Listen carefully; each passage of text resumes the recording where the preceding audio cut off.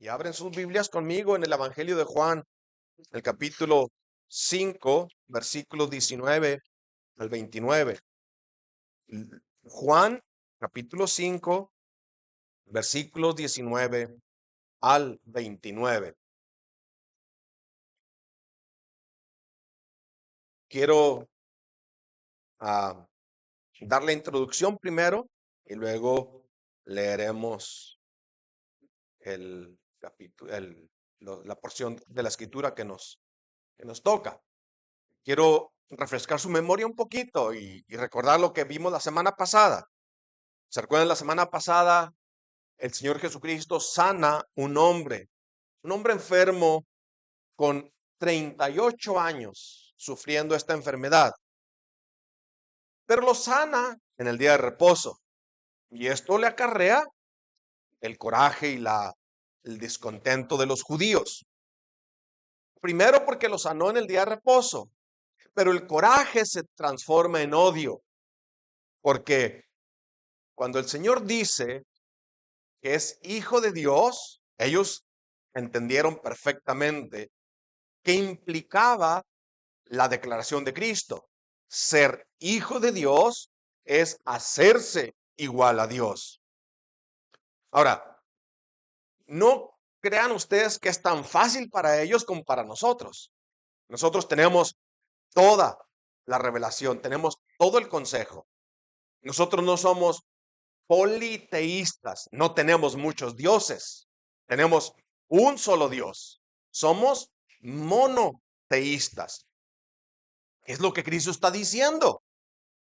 Está diciendo Cristo que es otro Dios, o está diciendo que es el mismo Dios que ellos adoran. Estos pobres judíos están confundidos, no entienden, pero no es nada de asombrarnos. Los discípulos muchas veces no entendieron tampoco. De hecho, Tomás, ¿se recuerdan Tomás? Ok, está bien, mira, no te entiendo nada, una sola cosa y ya, con esa tengo.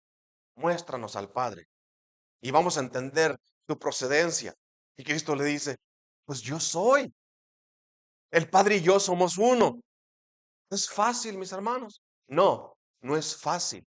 Se necesita la ayuda del Espíritu Santo para poder escuchar las palabras, pero aparte de escucharlas, creerlas. Se necesita el poder de Dios. Ahora, Cristo no solamente no corrige a los judíos, sino que ahora dice, lo que dije superficialmente, ahora se los voy a decir abiertamente y de frente. No solamente yo soy el Hijo de Dios, sino que está diciendo ahora, si eso les ofendió, si les ofendió que sané a un hombre en el sábado y que dije que era hijo de Dios, les voy a decir algo más. Yo soy el que da vida. ¿Y saben qué? Algo más. Todo el juicio el Padre me lo dio a mí. ¿Y saben qué? Así como el Padre se honra, así se debe honrar al Hijo.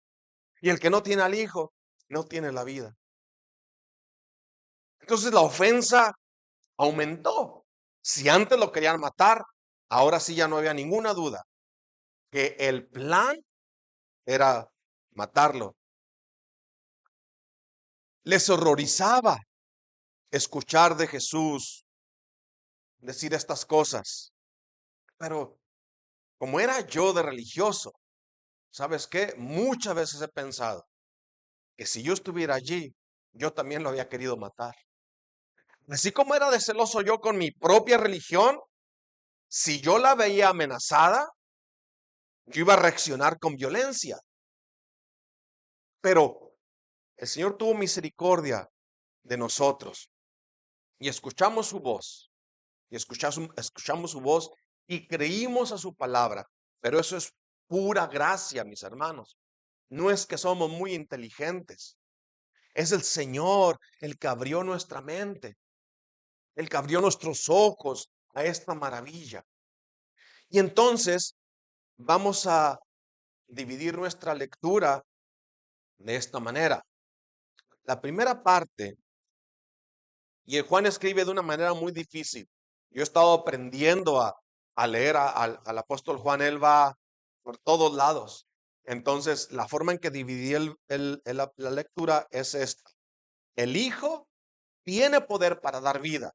Los versículos de 19 al 21, pero también lo vuelve a repetir en el 24 y el 26.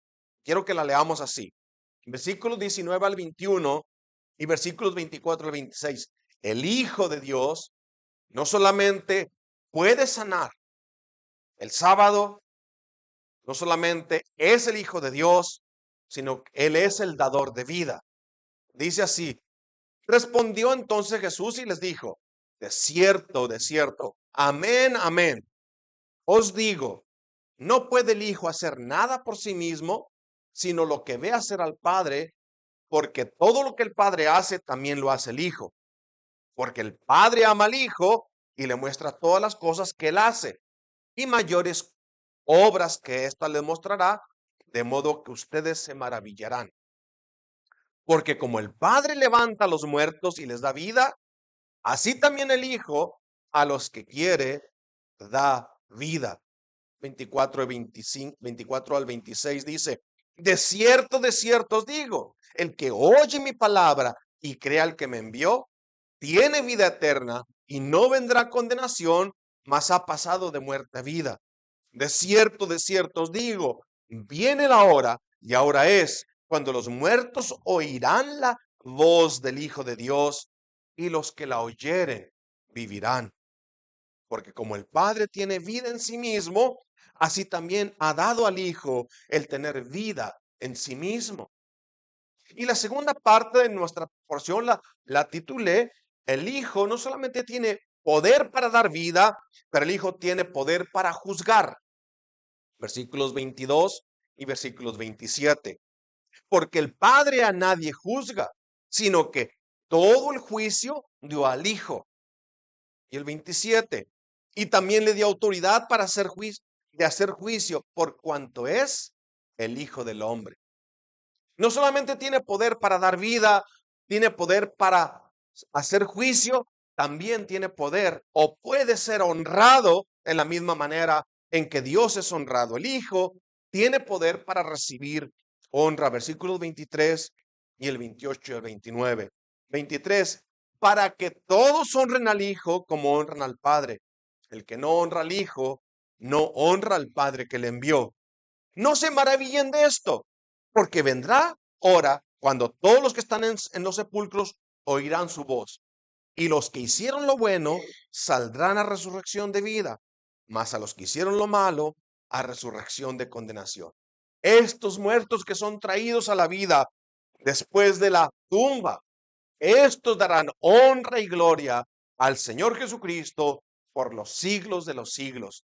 El himno que cantaremos en el cielo, que nada más nosotros podemos cantar, es este. Señor, el Cordero es digno de recibir la honra porque con su sangre nos redimió. Él es el digno, Él nos ha traído, nos ha puesto acá. Por la eternidad cantaremos de Cristo y de su salvación. Vamos entonces a la primera parte. El Hijo tiene poder para dar vida. Y la vamos a dividir en cuatro ¿por qué? O razones. Mi Padre hasta ahora trabaja, dijo el Señor Jesucristo, y yo trabajo. ¿Está quebrantando Dios su propia ley? Esa es la declaración que llevó a los judíos a querer matarlo.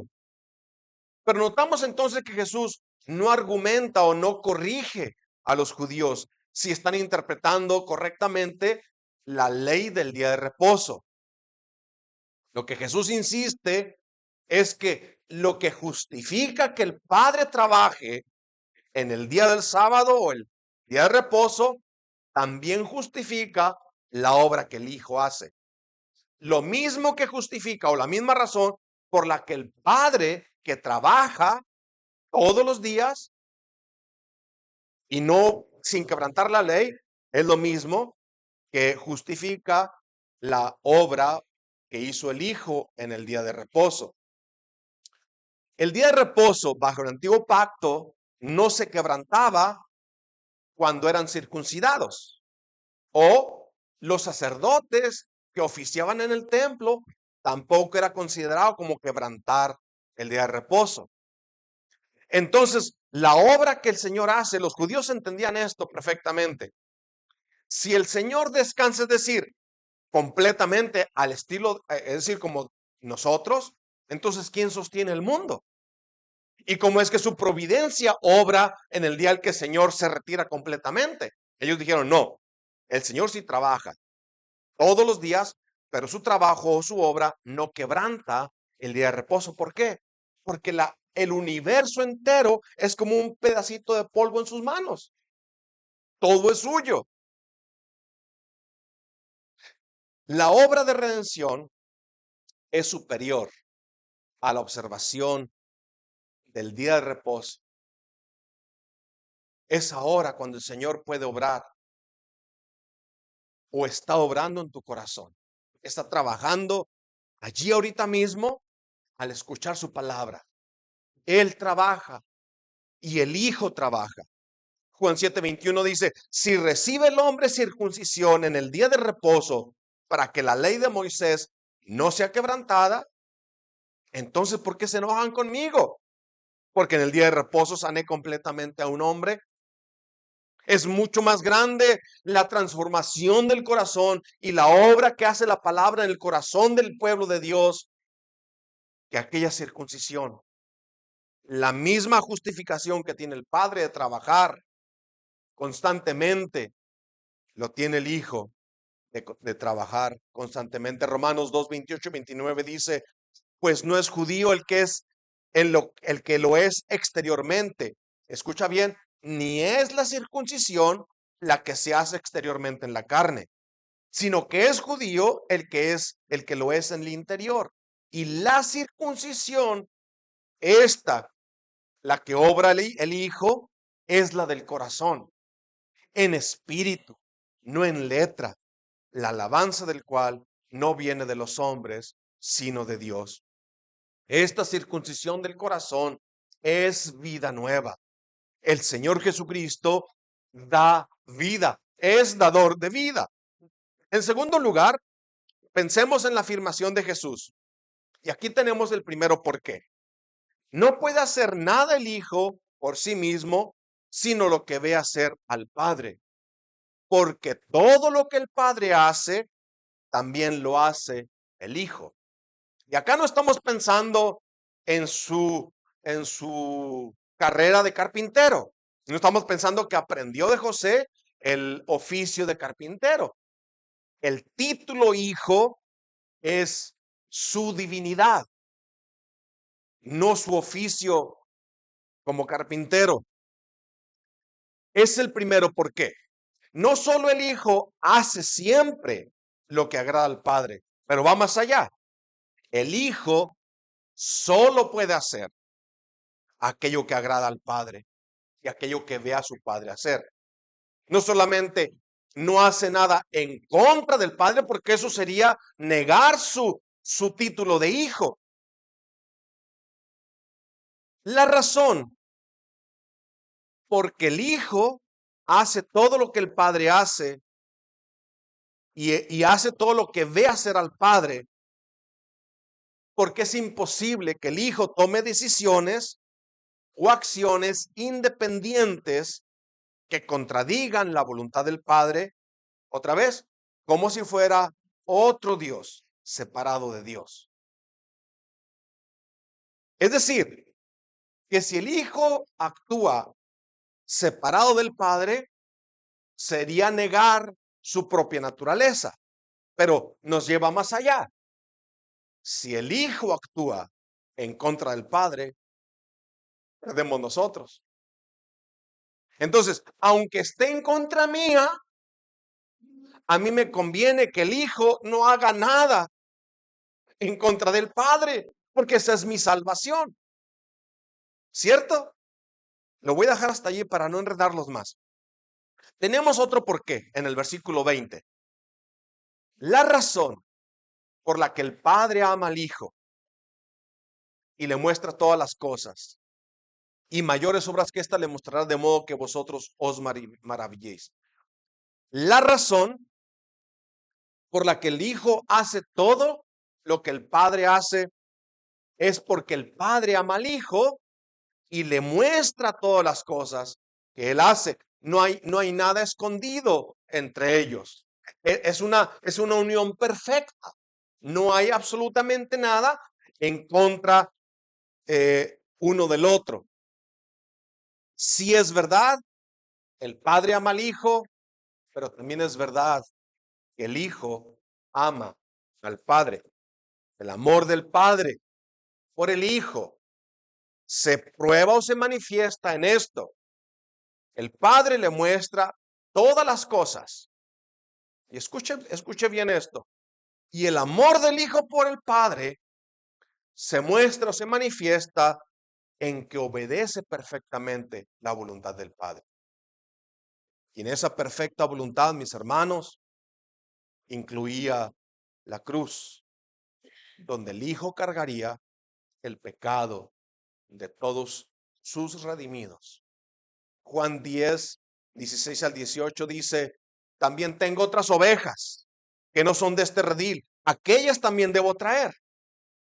Y oirán mi voz, y habrá un rebaño y un pastor. Por eso me ama el Padre, porque yo pongo mi vida para volverla a tomar. Nadie me la quita, sino que yo de mí mismo la pongo. Tengo poder para ponerla, tengo poder para volverla a tomar. Este mandamiento recibí de mi Padre. ¿Por qué sabemos que Dios el Padre ama al Hijo? Porque le muestra todas las cosas. ¿Por qué sabemos que el Hijo ama al Padre? Porque obedece perfectamente su voluntad. Y esta voluntad de que el Hijo cargue la paga o la pena o la culpa de aquellos que han de creer, o que aquellos que han creído, aquellos que Él vino a redimir. En esto se muestra el amor del Hijo por el Padre. Pero nosotros, hermanos, podemos decir, su muerte es nuestra vida. El Hijo es dador de vida, pero darnos vida le costó la suya. Es la muerte del Hijo la que nos da vida a nosotros. En esta revelación de la naturaleza y del carácter de Dios, no depende del amor de Dios por nosotros. En última instancia, donde el fundamento de toda esta obra es el amor del Padre por el Hijo y el amor del Hijo por el Padre. Esa es nuestra seguridad, que el Hijo obedece perfectamente a su Padre, que es Hijo de Dios. No es un conflicto para nosotros, no es un problema para nosotros, es nuestra seguridad. Si hubiera entre ellos conflicto, estaríamos completamente perdidos. Gloria a Dios. Este amor del Padre por el Hijo y este amor del Hijo por el Padre, de allí recibimos nosotros vida eterna. Y mayores obras que ésta les mostrará, de modo que vosotros os maravilléis. Y las obras de las que está hablando acá es cuando la obra de la redención esté completa, cuando en la cruz el Señor clama y dice, consumado es. Es la revelación progresiva y la culminación la que los llevaría a los judíos a asombrarse. ¿Cuál era el asombro? Mira, estaba Pedro predicando en la casa de Cornelio y cuando vio a aquellos gentiles, no eran judíos, que reciben el Espíritu Santo igual que los judíos, ellos dicen, y los fieles de la circuncisión que venían con Pedro se quedaron atónitos. ¿Sabes cómo es esto? Estaban en shock. ¿Qué era lo que veían? Que también sobre los gentiles se derramase el don del Espíritu Santo. Tengo otras ovejas que no son de este redil. Somos nosotros de las que está hablando aquí el Señor. Aquellas también debo traer y oirán mi voz. Nosotros Nuestros antepasados estaban adorando al cielo, la luna y las estrellas. Y oímos su voz y dice, y habrá, ¿cuántos rebaños? Un rebaño y un pastor nos unió al pueblo nacional o a la nación de Israel. La iglesia del Antiguo Testamento y la iglesia del Nuevo Testamento son una, no son dos. No hay separación. El Señor con su sangre derribó esa pared que nos dividía a ellos y a nosotros. El tercer por qué lo tenemos en el versículo 21. Porque como el Padre levanta a los muertos y les da vida, así también el Hijo del Hombre a los que quiere da vida. Y este por qué es el resumen de todos los otros dos que hemos visto antes. Lo que hemos hablado. Porque el Padre, como el Padre levanta muertos y les da vida, así también el Hijo a los que quiere da vida. Pero no está hablando solamente de vida física, es decir, como Lázaro que resucitó, o como aquellos que resucitaron cuando Cristo fue crucificado y se abrieron las tumbas. No solamente tiene poder para la física, pero aquí el énfasis es la vida espiritual y la resurrección final. Esto lo declara así el verso 24 y 25. De cierto os digo, y aquí mis hermanos, no les voy a explicar ya qué significa, pero cuando el Señor dice, de cierto, Él está diciéndoles, ustedes van a aprender algo nuevo. Ustedes conocen toda la palabra de Dios del Antiguo Testamento. Esta es la interpretación correcta. El que oye mi palabra y crea al que me envió, tiene vida eterna y no vendrá condenación, mas ha pasado de muerte a vida.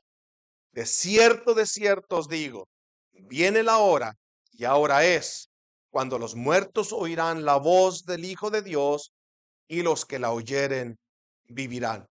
Esta es la palabra de Dios que sanó al enfermo en Bethesda, a este hombre que no podía moverse. Este es aquel que oye la palabra de Dios y cree y tiene vida eterna. Pero no solo la vida eterna allá, la vida eterna aquí. Y puede disfrutar del perdón y puede disfrutar de la vida nueva que solamente Dios puede dar. Es la palabra de Dios la que limpia nuestros pecados, dice Juan 15:3. Y ya ustedes están limpios por la palabra que os he hablado. Pero escucha bien, no solamente la palabra de Dios la que nos rescató, la que nos abrió los ojos, la que nos trajo a la fe, es la palabra de Dios la que nos limpia, es la palabra de Dios la que nos sostiene, pero también es la palabra de Dios. Esta palabra de Dios que aún nos salvó, es la misma palabra que va a condenar a otros. Escucha, Juan 12:48. El que me rechaza y no recibe mis palabras, tiene quien le juzgue. ¿Quién lo va a juzgar? La palabra que he hablado. Ella le juzgará. El que es de Dios, las palabras de Dios oye. Oír la voz de Jesús es exactamente lo mismo que oír la voz de Dios. Y creer la voz de Dios y creer la palabra de Jesús es nuestra justificación. Y nuestra justificación es nuestra vida. Cristo es dador de vida. Él da vida. En nadie más puedes encontrar vida nueva. Creyó Abraham la palabra de Dios y le fue contado por justicia. Y el 24 dice así: de cierto os digo, el que oye mi palabra y crea al que me envió, tiene vida eterna y no vendrá condenación. Esto es en el futuro. No solamente nos salva en el presente, ya disfrutamos de la seguridad de la salvación, pero nos promete que en el juicio final no vendrá o no traerá a juicio nuestro pecado. El que oye y cree no es condenado. Escuche, escuche con atención. Tiene vida eterna. Ahora, no es necesario para el cristiano esperar el día final para disfrutar de estas promesas. Hemos escuchado la voz de Dios. Hemos escuchado sus promesas y esto nos ha dado un descanso total. Gálatas 2:16 dice, sabiendo que el hombre no es justificado por las obras de la ley, sino por la fe de Jesucristo. Y escucha esta, nosotros también hemos creído en Jesucristo para ser justificados por la fe de Cristo y no por las obras de la ley, por cuanto por las obras de la ley, escucha, nadie será justificado. Nosotros hemos creído en Cristo. ¿Para qué? Para ser justificados. Nuestra justicia es la obra de Cristo. Si estás pensando llegar al juicio final y que de alguna manera pases la prueba, te estás equivocando. Este es el engaño que ha mandado a millones y millones de personas al infierno. Bueno, no soy tan malo. ¿No estás viendo que la medida es Él, no el mundo? La única forma de justificarnos es por la fe en Cristo, porque Cristo es dador de vida. Ahora, cuando fuimos justificados por la fe, más o menos esto es lo que pasó. Fuimos llevados a la corte, se abrió el juicio, se dio el veredicto, culpable, culpable. No hay de otra clase, hay puros culpables. Pero al ser justificados por Cristo, al poner tus ojos en Cristo y creer su palabra, salimos de la corte sin ningún cargo. El Señor había pagado el castigo que me tocaba a mí. Ahora, la aparente tensión en el versículo 25 que dice, viene la hora y ahora es. Esa tensión, la palabra para los que estudian es escatológica. Es decir, la doctrina del tiempo final o las cosas finales, entre lo que ya es y lo que todavía no es. Dio su respuesta ahí mismo. De cierto, os digo, viene la hora y ahora es, cuando los muertos oirán la voz del Hijo de Dios y los que la oyeren vivirán. La resurrección para los que están en los sepulcros ya se ha manifestado. Escuche bien, el 25, 24. De cierto os digo, el que oye mi palabra y crea el que me envió, tiene vida eterna. La escatología realizada o actual. Y lo dice, y no vendrá a condenación. La escatología final. Ahora, para ustedes que estudian, escucha bien, toda la escritura, toda la historia de la humanidad es escatológica. Desde Adán hasta que Cristo regrese. Cuando Adán cae en pecado, en 3:15 Génesis, se le hace una promesa. Yo pondré enemistad entre tu simiente y la simiente de la serpiente, entre la simiente de la mujer y la simiente de la serpiente. Esta te herirá en el calcañar, tú la herirás en la cabeza. Entonces están viendo al futuro, ¿cierto? Toda la Biblia, toda la escritura es al futuro. Todo el relato bíblico es escatológico. ¿Qué estamos haciendo nosotros? Esperamos el regreso de Cristo. Esperamos el regreso de Cristo. Entonces, hay lo que ya se realizó y hay lo que falta por realizarse. Pero la salvación, el perdón de pecados, ya está aquí. Es la escatología o lo que estuvimos esperando por todo el tiempo desde Adán. No hay duda quién es el que nos perdonó, no hay duda quién es el que nos limpia, no hay duda quién es el que nos da vida. Es Cristo. El cuarto por qué sigue de manera más lógica. El versículo 26. Porque como el Padre tiene vida en sí mismo, así también ha dado al Hijo tener vida en sí mismo. Cuando se manifestó Moisés como el gran yo soy, le estaba diciendo, yo soy la vida. Yo tengo vida en mí mismo. Faraón tiene que respirar.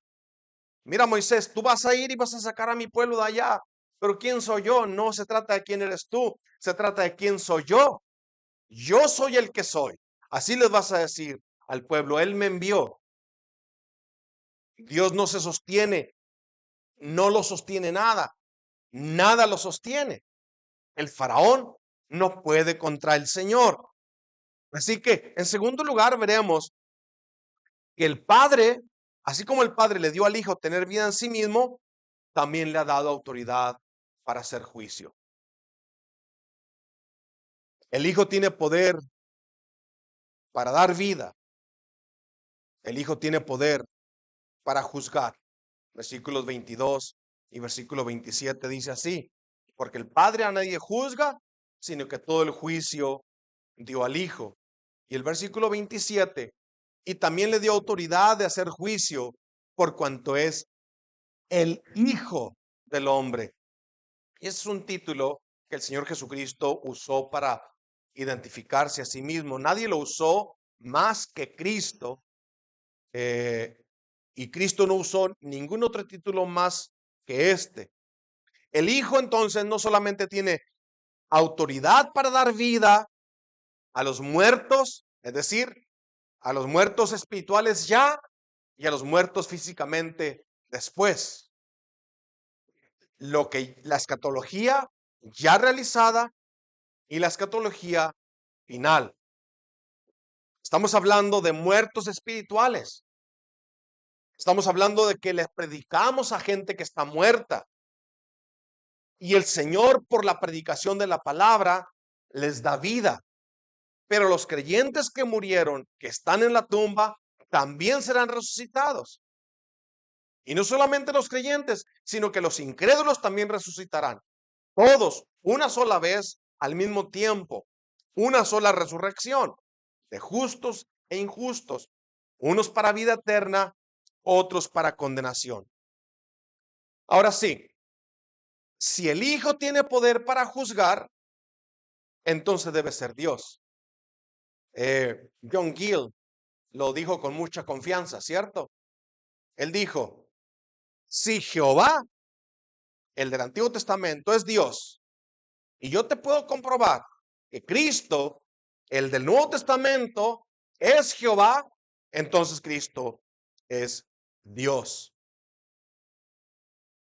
Por todas las páginas del Antiguo Testamento se reconoce a Dios como juez.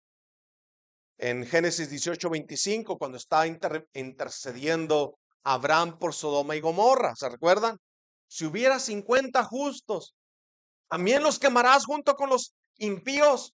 No, si hay 50, por esos 50 perdonaré la ciudad. Y llegan hasta 10. Y si hubiera 10, pero sí le dice Abraham al Señor, lejos de ti esté hacer tal que hagas morir al justo con el impío, y que sea el justo tratado como el impío. Nunca tal hagas. El juez de toda la tierra no ha de hacer lo que es justo. Abraham está llamando a Jehová el juez de toda la tierra. Y en Jeremías 25:31 dice así, llegará del estruendo hasta el fin de la tierra, porque Jehová tiene juicio contra las naciones. Él es el juez de toda carne. Entregará a los impíos a espada, dice Jehová. Y acá me dice el evangelista que todo el juicio ha sido dado al Hijo. Si Cristo es el juez de vivos y muertos, como dice Pedro, entonces Cristo es Jehová. Cristo es Dios. Así dice Pedro en Hechos 10:39 al 42. Y nosotros somos testigos de todas las cosas que Jesús hizo en la tierra de Judea y en Jerusalén. A quien mataron colgándole en un madero. A este Dios levantó al tercer día e hizo que se manifestase no todo el pueblo, sino a los testigos que Dios había ordenado de antemano. A nosotros que comimos y bebimos con él después que resucitó de los muertos, y nos mandó que predicásemos al pueblo y testificásemos que él es el Dios, que él es el que Dios ha puesto por juez de vivos y muertos. Jesús es dador de vida y Jesús es el juez ahora y será el juez en el día final. Escucha, si no es tu juez, es tu verdugo. Y si es tu abogado, él ha pagado por ti lo que la corte celestial demandaba en tu contra. Toda la Biblia es escatológica. Él es el juez ya. Si abres la Biblia, si te expones a la palabra, tienes que hacer un juicio de tu propio corazón. Y entonces, al hacer un juicio de tu corazón, te darás cuenta que la palabra de Dios descubre lo que hay allí. Porque lo que pasa es, mis hermanos, que somos engañados por nuestra propia concupiscencia y pensamos demasiado bien de nosotros. Pero al exponernos a la grandeza y la majestad de Cristo, entonces podremos ver nuestra miseria. En esa medida es en la que podremos ver a Cristo como juez. Y al momento que lo veas como juez y tu corazón sea quebrantado y tu vergüenza se multiplique por tu pecado, entonces clamarás por alguien que te defienda y luego te dirá, yo mismo soy el juez y yo mismo soy el abogado. Entras a la corte con todos los cargos y sales de la corte limpio de cualquier culpa. Y todo es porque Él es el dador de vida, Él es el juez. La escatología entonces se divide así: la escatología hecha realidad y la escatología final. Es la escatología hecha realidad la que conocemos como la historia progresiva de la redención. Es decir, hoy proclamamos que Jesús es el dador de vida, que Jesús es el juez de todos, pero es el mismo también el que vendrá y el que juzgará y el que condenará y el que castigará. Pero aquel que oye la palabra y cree en el que al que le envió, tiene vida eterna. Es la escatología hecha realidad. No vendrá condenación, es la escatología del tiempo final. Entonces, no necesitas esperar otro día. Hoy es el día de salvación. Hoy puedes descansar del peso de tu pecado. Si sientes el peso de tu pecado. Si no lo sientes, abre la Biblia, por favor. Ruégale al Señor que abra tus ojos a la miseria en la que te encuentras. Porque la Odisea, la iglesia en la Odisea, ¿verdad? Hicieron un censo y encontraron que estaban ricos, que no necesitaban de nada. Pero el censo que hizo el Señor dio otro resultado y les dijo, a esa iglesia que decían que tenían todo, que eran ricos, le dice, y no sabes que eres pobre, ciego, desventurado y desnudo. Esa es la realidad de la iglesia de la Odisea.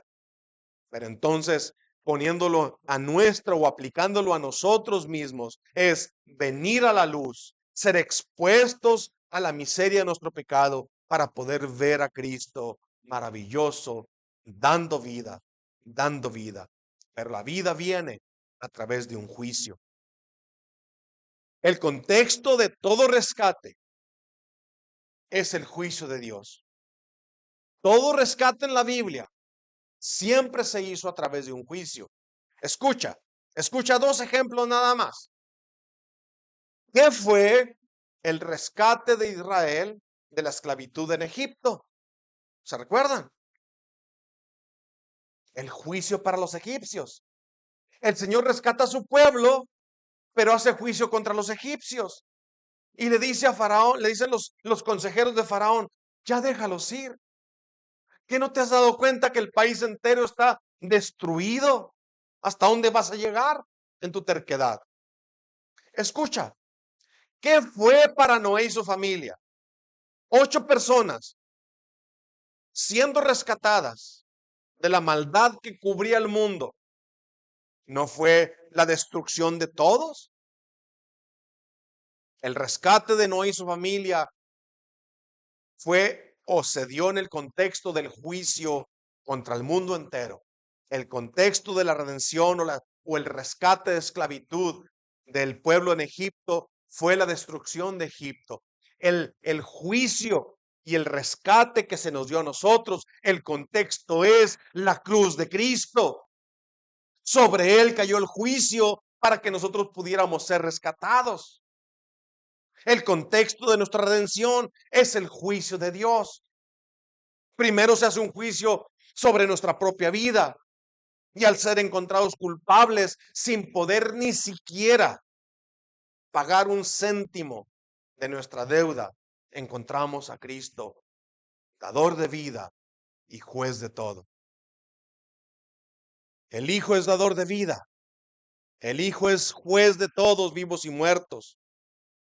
Pero ¿cuál es la razón por la cual el Padre dio toda la autoridad al Hijo de hacer juicio?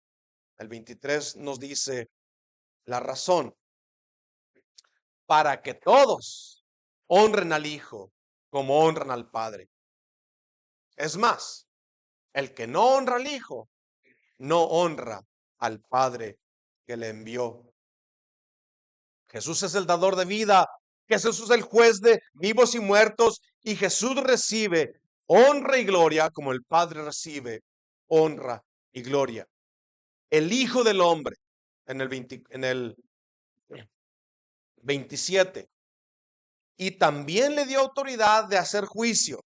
La razón, por cuanto es el Hijo del Hombre. Ahora los judíos que están escuchando esto, si hubieran leído, que definitivamente tenían que haberlo leído, porque el Señor Jesús les reclama muchas veces que el pecado de ellos es que no han leído. Y yo creo que sería el mismo reclamo para nosotros, ¿cierto? Si sí leen, si escuchan los audios que mandamos o que manda Frank todos los días.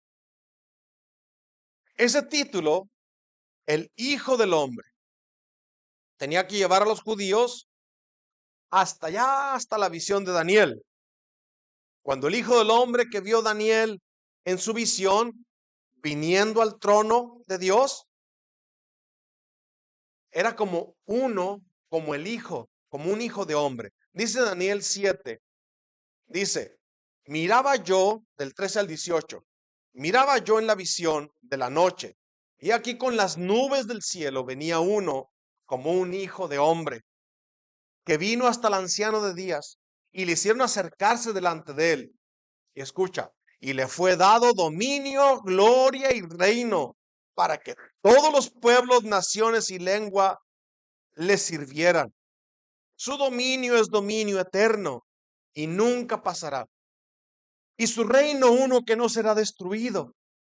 Y luego dice Daniel, cuando escuchó estas cosas o vio estas cosas, dice, se me turbó el espíritu a mí, Daniel, en medio de mi cuerpo, y las visiones de mi cabeza me asombraron. Y yo dije, qué increíble, ¿no? Aquello que turbó a Daniel, que lo asombró, yo lo entiendo perfectamente. No necesitábamos leer mucho para saber de quién nos está hablando, ¿cierto? ¿Quién es este hijo de hombre que se acerca al anciano de días? ¿Quién es este hijo del hombre, de hombre a que se le da el dominio y la gloria y el reino para que todos los pueblos, naciones y lenguas le sirvan? ¿Quién es este hijo del hombre? Es Jesús. Es Jesús, el dador de vida, el juez de toda la tierra, el que tiene poder para recibir honra y gloria. Me acerqué a uno de los que asistían y le pregunté la verdad acerca de todo esto, y me habló y me hizo conocer la interpretación de las cosas. Estas 4 grandes bestias son 4 reyes que se levantarán en la tierra. Después recibirán el reino los santos del Altísimo y poseerán el reino hasta el siglo, eternamente y para siempre.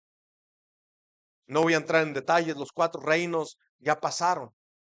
Queda el reino de Dios, el reino del Hijo que ha sido instalado y que viene el Señor a terminar y a culminar lo que comenzó. ¿Qué vio Daniel? ¿Qué vio Daniel? Vio al Hijo del Hombre viniendo glorioso, victorioso, hermoso, habiendo obtenido eterna redención para su pueblo. Viene con una obra terminada y lo hacen acercarse al anciano de días, al trono de Dios mismo. Isaías lo describe gloriosamente. Isaías lo describe de una manera muy increíble. De hecho, uno de mis pasajes favoritos para hablar de Cristo, Isaías 63, del 1 al 4. ¿Quién es este que viene de Edom, de Bosra, victorioso, con vestidos rojos? ¿Quién es este que viene de Edom, este hermoso en su vestido, que marcha en la grandeza de su poder? ¿Quién es este hermoso en sus vestidos que marcha en la grandeza de su poder? Yo, el que hablo en justicia, grande para salvar. Pues, ¿por qué es rojo tu vestido y tus ropas como como el que ha pisado en el lagar?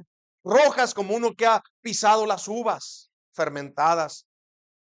He pisado yo solo el lagar y de los pueblos no había nadie conmigo. Los pisé con mi ira y los hollé con mi furor y su sangre salpicó mis vestidos y manché todas mis ropas, porque el día de la venganza está en mi corazón. Pero gloria a Dios, y el año de mis redimidos ha llegado. Cristo es Jesús, Cristo es el Mesías, el dador de vida, el juez de vivos y muertos, el que recibe toda la honra y la gloria. Y la redención de sus escogidos es la condenación del mundo. La visión que turbó a Daniel no tiene que turbarte a ti. En Juan 14:1 les dice el Señor a sus discípulos, angustiados por no entender todo, Él les dice, no se turbe su corazón. Creen en Dios. Así de la misma manera que ustedes creen en Dios, crean en mí. ¿Tú conoces quién es ese que vio Daniel en su visión, que fue llevado hasta el trono de Dios? Es Jesús nuestro Redentor, quien nos dio vida estando muertos en delitos y pecados, en muchos pecados. Quien después de terminar la obra que el Padre le dio que hiciese, le dio un nombre que es sobre todo nombre, para que en el nombre de Jesús se doble toda rodilla de los que están en los cielos, en la tierra y debajo de la tierra, y toda lengua confiese que Jesucristo es el Señor, para gloria de Dios Padre. Los que están en los cielos, los ángeles y los redimidos ya hechos perfectos. Los que están en la tierra, los creyentes, y los que están debajo de la tierra, los ángeles condenados, y aquellos que murieron sin Cristo también tendrán que confesar que Cristo Jesús es el Señor, para gloria de Dios Padre. ¿Tú conoces quién es este hermoso en su vestido que marcha en la grandeza de su poder? Es Jesús, quien Dios ha puesto como juez de todo el mundo. Pero la resurrección de los muertos en el día final, ese será el día en que nuestro Señor se ha vindicado de todo lo que los negaron o de todos los que no se quisieron humillar delante de Él. Este Señor es despreciado hoy por el mundo, pero en aquel día tendrán que abrir su boca y tendrán que confesar que es el Señor, y su pueblo lo adorará por primera vez como Él se merece, ya sin relación con el pecado. El cristiano en su corazón quebrantado, aquellos que afligen su alma día con día por no poder obedecer el mandamiento santo, en aquel día como un cántico nuevo, con un cuerpo glorificado, adorarán al Señor. Apocalipsis 5:13 dice, y a todo lo creado que está en el cielo y sobre la tierra y debajo de la tierra y en el mar y todas las cosas que en ellos hay, oí decir, al que está sentado en el trono y al Cordero, sea la alabanza, la honra y la gloria y el poder por los siglos de los siglos. Vida eterna, gritaba el peregrino, huyendo de la ciudad que iba a ser destruida. Vida eterna, vida eterna. La ciudad será destruida. Huyan, clamaba el peregrino. Pero su familia pensó que se había vuelto loco. Quiero terminar con una historia bíblica. Cuando Jacob trabajó por su esposa, Rebeca, a Raquel, quiero decir, ¿verdad?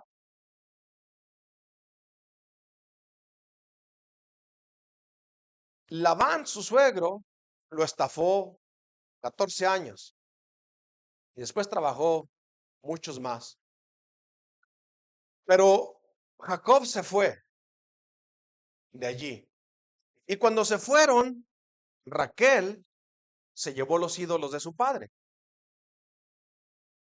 Labán los alcanzó y le dijo, ya que te ibas, porque tenías deseo de la casa de tu padre, ¿por qué te robaste mis dioses? ¿Ves lo ilógico de la pregunta? ¿Quién es tu Dios? ¿Es tu Dios alguien que te lo pueden robar? ¿Estás confiando en algo que te lo pueden quitar? ¿Ese es tu Dios? ¿Alguien que puedes colgar en la pared? ¿Que lo puedes tener quieto en un rincón? ¿Quién es tu Dios? Vida, juicio y honra. Todo esto le pertenecen al verdadero Dios solamente, nuestro Señor Jesús. Vamos a orar. Oh Padre eterno, ayúdanos a entender estas cosas. Son demasiado maravillosas, Señor. Nuestra mente no alcanza a guardar todo. Necesitamos tu ayuda.